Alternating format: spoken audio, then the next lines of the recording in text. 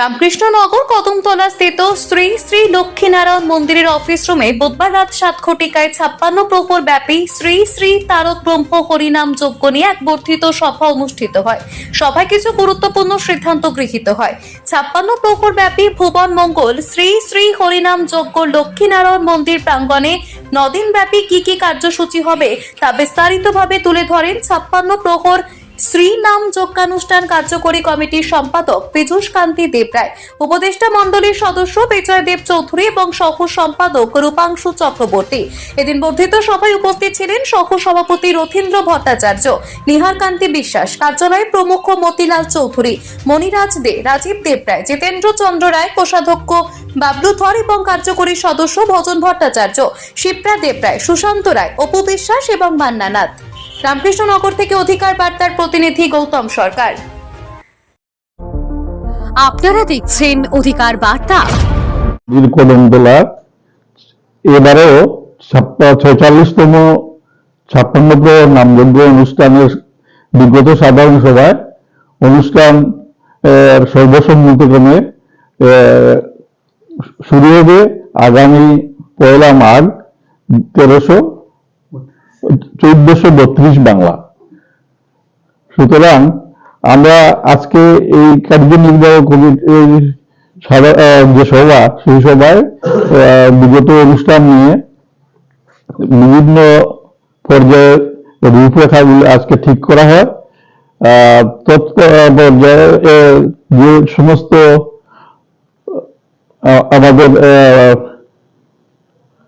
তৎপর্যায়ে যে সমস্ত কাজ আমাদের দরকার তার সম্বন্ধে কার্যনির্বাহক কমিটিতে বিস্তৃত আলোচনা করে সিদ্ধান্ত গ্রহণ করা হয়।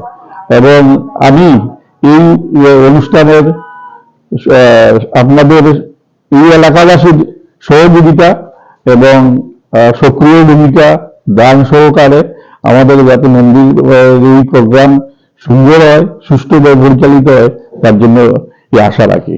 ধন্যবাদ। একদিন বাড়ানো হয়েছে এবার। হ্যাঁ, এইবার আমাদের 7 দিনের জায়গায় 8 দিন এই কীর্তন চলবে। তার জন্য বিধি অনুসারে তার ব্যবস্থা হবে। আজকে আমরা এখানে সবাই সমবেত হয়েছি আসন্ন এ বছরের 1425 বাংলার যে 56 প্রহর নামযজ্ঞ অনুষ্ঠান অনুষ্ঠিত হবে, সেটার একটা আজকে গত 9 নভেম্বর একটা সাধারণ সভা হয়েছিল। সেই সভায় মানে এবার 56 প্রহর হবে বলে সবাই সম্মতি দান করেছে। তাই আজকে একটা বর্ধিত সভা ডাকা হয়েছে। এই সভায় আমরা সবাই এখানে উপস্থিত, মানে এক্সিকিউটিভ বডি যার নিয়ে একটা সভা। এই সভায় আমি সম্পাদক হিসাবে সবার কাছে এতদ অঞ্চলের যত ভক্তবৃন্দ আছেন বা কার্যকরী কমিটিতে যারা আছেন সবার সহযোগিতা কামনা করছি। এবার আমাদের এই 56 প্রহরের 46তম বর্ষপূর্তি হবে, সবের সহযোগিতা কামনা করি। আর যাতে অনুষ্ঠানটা সুন্দরভাবে সম্পন্ন হয়। আর এতদ অঞ্চলের সবাই আমাদের প্রত্যেকবারই যেভাবে সাহায্য করে যাচ্ছেন, আমি আশা রাখছি সবাই এই সক্রিয় ভূমিকা পালন করবে, সেটাই আমি অনুরোধ করছি আর কি। আজকে এই সভায় আমাদের এই মন্দিরের স্থায়ী সেক্রেটারি শ্রী বিজয় দেব চৌধুরী ইনি উপস্থিত আছেন। তাছাড়া আরো অনেকে আছেন আমাদের কার্যকরী কমিটি। আমি বিজয় দেব চৌধুরীকে কিছু বলার জন্য অনুরোধ করছি আর কি। হরে কৃষ্ণ কৃষ্ণ কৃষ্ণ হরে হরে, হরে রাম রাম রাম হরে হরে। এইবার অন্যান্য বারের মতো আমাদের রামকৃষ্ণনগরের কদমতলা স্থিত শ্রী শ্রী লক্ষ্মীনারায়ণ মন্দিরে